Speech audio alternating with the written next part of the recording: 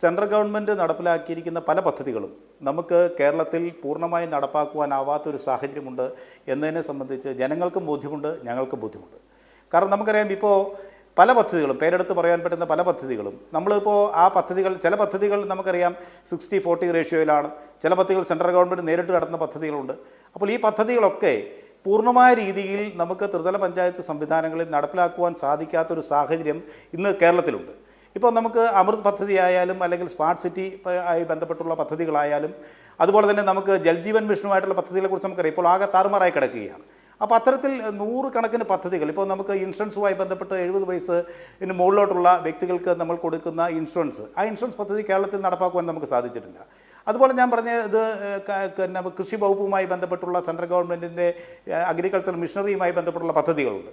ഈ പദ്ധതികളൊക്കെ നമ്മളെ സംബന്ധിച്ച് ഇത് പലപ്പോഴും ഈ സെൻട്രൽ ഗവൺമെൻറ്റിൻ്റെ പദ്ധതികൾ നമുക്ക് ഇത്തരത്തിൽ ഇവിടെ പൂർണ്ണമായി നടപ്പാക്കാനാകുവാത്തൊരു സാഹചര്യമുള്ളത് നമ്മൾ ഇവിടെ അധികാരത്തിലില്ല എന്നുള്ളത് കൊണ്ടാണ്. കേന്ദ്ര ഗവൺമെൻറ്റിൻ്റെ മറ്റു കാര്യങ്ങൾ അദ്ദേഹം ഇവിടെ സൂചിപ്പിച്ചത് എടുത്ത് പറഞ്ഞു കഴിഞ്ഞാൽ 60-40 വിഹിതമുള്ള കേന്ദ്ര സ്കീമുകളുണ്ട്.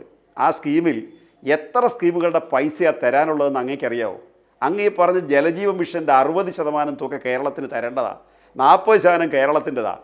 പക്ഷേ ഈ 60%-ൽ എത്ര 1000 കോടി കുടിശ്ശിയുണ്ടെന്ന് അങ്ങേക്കറിയാവോ? കേരളം ഇംപ്ലിമെൻറ്റ് ചെയ്യാൻ കഴിയുന്നില്ലെന്നാ പദ്ധതി.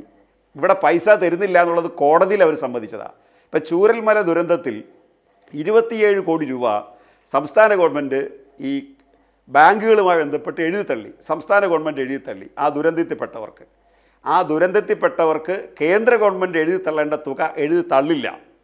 പ്രധാനമന്ത്രി ഇവിടെ വന്നൊരു കൊച്ചിനെ എടുത്ത് മടിയിൽ വെച്ച് മനോരമയും മാതൃഭൂമിയൊക്കെ വലിയ തോതിൽ ആഘോഷിച്ച് തിരിച്ചു പോയിട്ട് അദ്ദേഹം ഇവിടെ കേരളത്തിൽ വന്ന ചിലവ് കൂടി സംസ്ഥാന ഗവൺമെൻറ്റിൻ്റെ കയ്യിൽ നിന്ന് വാങ്ങിച്ച്, അതായത് ഇവിടെ സന്ദർശിക്കാൻ വന്ന ചിലവുണ്ടല്ലോ അതുകൂടി സംസ്ഥാന ഗവൺമെൻറ്റിൽ നിന്ന് വാങ്ങിച്ച്, എന്നിട്ട് ഈ പൈസ ഞങ്ങളൊക്കെ പറയുന്ന രാഷ്ട്രീയ ആരോപണം അല്ല, ഇതൊന്ന് ക്ലിയർ ചെയ്യട്ടെ, രാഷ്ട്രീയ ആരോപണമെന്ന് പറയാം.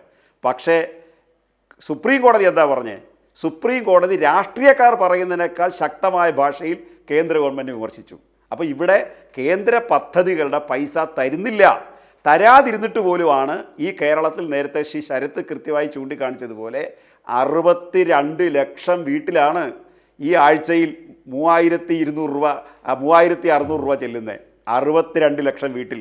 അത് കേരളത്തിൽ എന്തെല്ലാം പ്രയാസം ഉണ്ടായാലും സമൂഹത്തിലെ അടിത്തട്ടിൽ കഴിയുന്ന മനുഷ്യൻ്റെ കണ്ണീരൊപ്പണം എന്ന ഇടതുപക്ഷ രാഷ്ട്രീയമാണ് അതിൽ പ്രവർത്തിക്കുന്നത്.